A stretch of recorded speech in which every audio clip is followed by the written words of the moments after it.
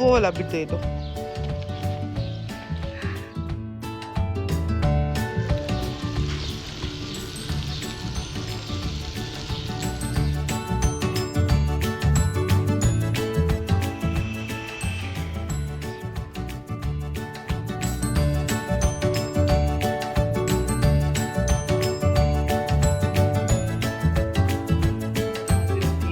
मैं और ज़ारा तब तक अपने पैरों का ख्याल रखिएगा, दुआ में याद। अस्सलाम वालेकुम एवरीवन, होपफुली आप सब बिल्कुल ठीक ठाक होंगे। साथ में रोज़े की सहरी अफ्तारी के रूटीन के साथ में हाजिर हूँ रमज़ान सीरीज़ में।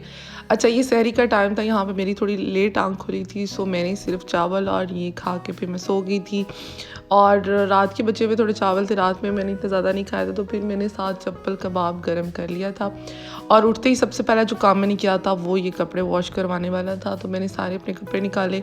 धूप अच्छी थी, मौसम अच्छा था, तो मैंने कहा जल्दी जल्दी पहले ये ख़त्म किया जाए। फेस पे क्या लगाया आपने? आटा। आटा किधर से लिया? आटा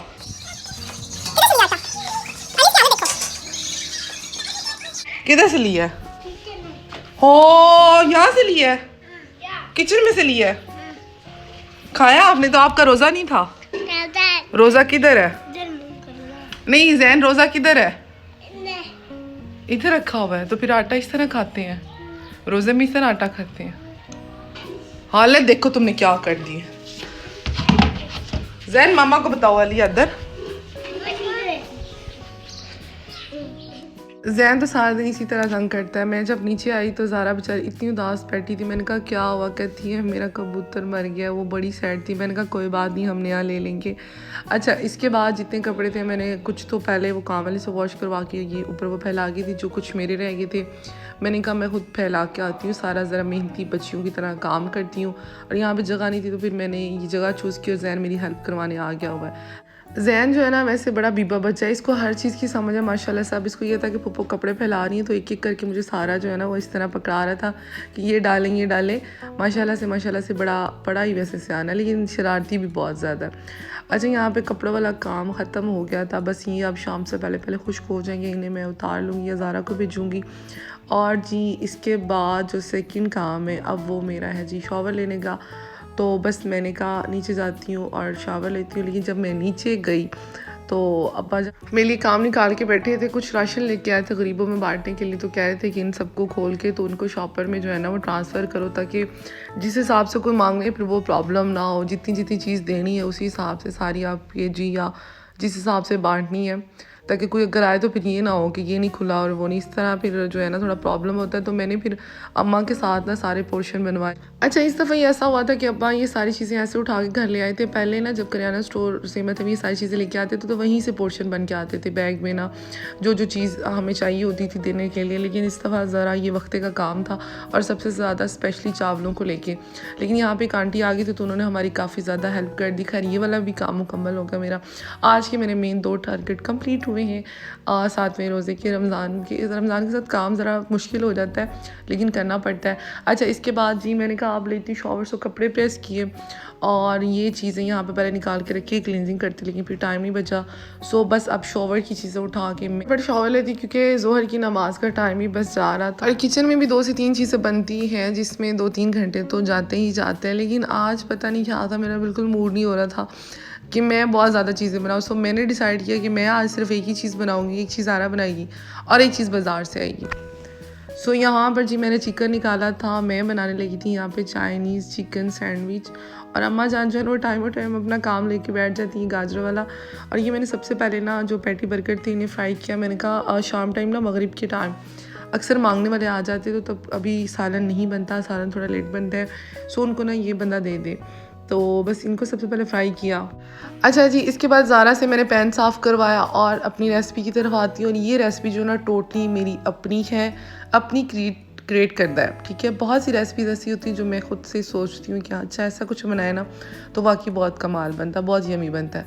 और ये जो चिकन सैंडविच की रेसिपी नहीं, ये इतनी कमाल है, इतनी मज़े की और इतनी जल्दी बन जाती है ना, और खाने में जितनी लाजवाब होती है। यकीन मैंने आप लोग बनाएंगे ना अफ्तारी में तो मुझे दुआएं देंगे। लाइट नहीं है, लोड शेडिंग है बहुत।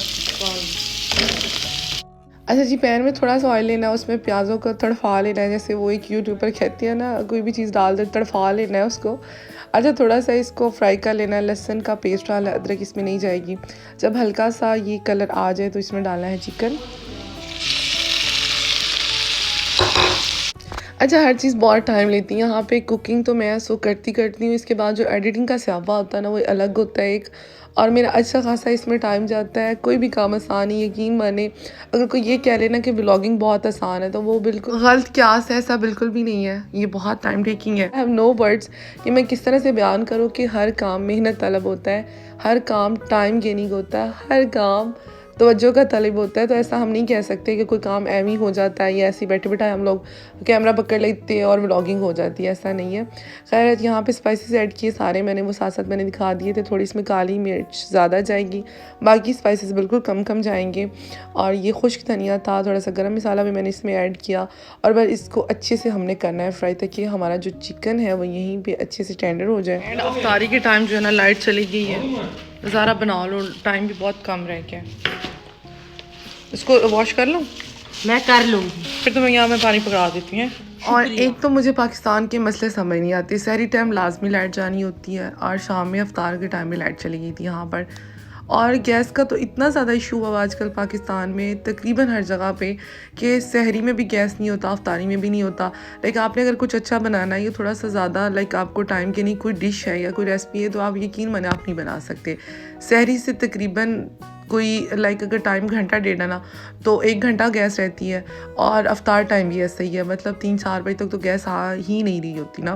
तो इतना ज़्यादा प्रॉब्लम आजकल ये हुआ है ना। अच्छा तो जनाब बैक टू द रेसिपी आते हैं। हमने इसमें ऐड की थी थोड़ी थोड़ी वेजिटेबल्स, जिसमें जी आधी थी शिमला मिर्च, आधा टमाटर था और आधी गाजर थी। उसके बाद हम इसमें डालेंगे 1-1.5 चम्मच सोया सॉस, चिली सॉस की इस तरह से 1.5 चम्मच। और इसके अलावा हम इसमें डालेंगे टमाटो केचप और पेरी पेरी सॉस और चिली सॉस, ठीक है, चिली गार्लिक सॉस।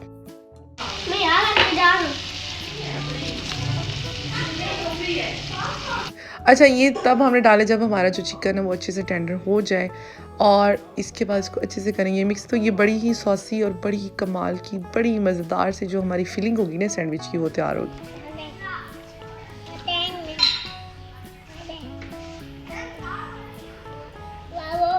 बस करो तो ये नहीं काटना है।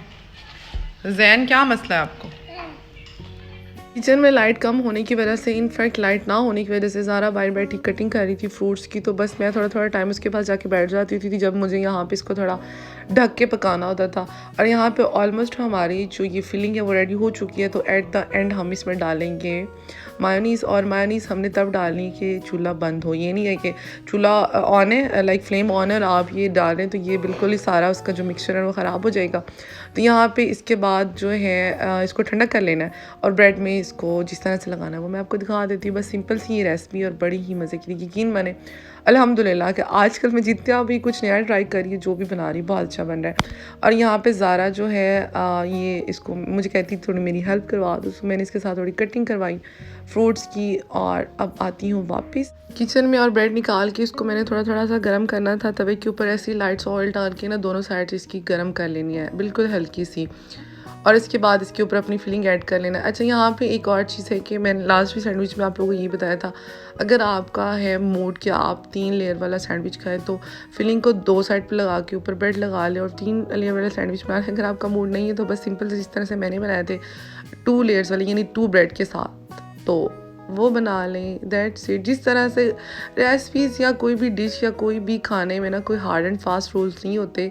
जिस तरह का आपका दिल करे, जो आपका दिल करे आप बनाएं, खाएं, इंजॉय करें। बस बनाना ज़रूरी है और प्यार से बनाना ज़रूरी है।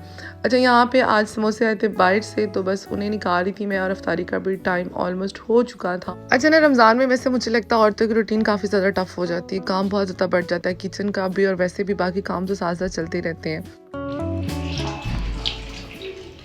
आज मैंने अपनी पसंदीदा ग्रेप्स मंगवाए हैं, पसंदीदा। मुझे धक्के तो ना मारो। अच्छा इसके साथ मेरी हेल्प कराओ ना, मैंने ना मेरी इसको संभल करवाना, सेट करवाओ। हो गए मिक्स, बस कर दो बस कर दो बस कर दो। और एक सहरी और अफ्तारी का टाइम सबसे ज़्यादा मुझे लगता है कि जो पूरे दिन में सबसे ज़्यादा तेज़ी से गुजरा आता है ना, ये 2 है। सुबह सहरी में भी बिल्कुल आपको टाइम का नहीं पता चलता, 2 घंटों पे भी चाहे आप उठो तो एंड टाइम पे पूरे आते हो आप। और अफ्तारी में भी ऐसा था। यहाँ पे मैंने ज़ारा को हालांकि कहा था कि मेरे साथ थोड़ी हेल्प करवा दो, या तो कैमरा पकड़ दो या इसको ऐड कर दो फीलिंग को, लेकिन वो बेचारी बनाने लगी टैंक वगैरह, तो फिर मैंने अपनी मदद आपके तहत फीलिंग ऐड कर ही दी जैसे तैसे। और यहाँ पे सैंडविचेस पकड़ा रही थी मैं अम्मा को, और ये अफ्तारी हम लोगों ने कर ली थी। यहाँ पे सारे बर्तन इकट्ठे करी थी मैं आंटी जान को देने के लिए कि वो इस टाइम वॉश करके जाती हैं। और इसके बाद जी नमाज़ पढ़ने के बाद चाय नहीं पी अभी मैंने कहा आज थोड़ा सा हेल्दी ड्रिंक लेते हैं, जूस बनाया अपने लिए। और इसके बाद इशा की नमाज़ के बाद मैंने चाट खाई, क्योंकि मुझे अफ्तारी में इतनी भूख नहीं लग रही होती जितनी मुझे लेट नाइट लगती है, तो मैं अपनी कोई ना कोई चीज़ बचा के रख लेती हूँ कि मैं ये ना नमाज के बाद खाऊंगी।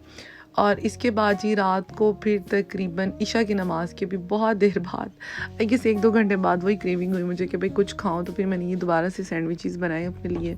और तो कुछ अवेलेबल नहीं था, तो बस फिर मैंने कहा इन्हीं बनाते हैं। और आज ऐसा हुआ था कि कबाब भी मैं नहीं दे पाई, कोई आया नहीं था इस तरह मांगने वाला, तो वो भी बच गए। तो मैंने कहा बस वो फिलिंग जो बची है उसको भी ऐड कर लेते हैं और कबाब को भी, तो 3 लेयर वाला सैंडविच बनाते हैं। और यहाँ पे मैं सैंडविच तैयार कर रही थी। चाय के दिन के साथ आज का रोज़ा और 7वां रोज़ा इख्तिताम पजीर हुआ, और 8वें रोज़े की रूटीन के साथ इंशाल्लाह कल हाजिर होती हूँ मैं और ज़ारा। तब तक अपने प्यारों का ख्याल रखिएगा, दुआ में याद रखिएगा, और चैनल को भी सब्सक्राइब कर दीजिएगा। अभी तुम्हें याद है छुरी को बताने। अल्लाह हाफिज़।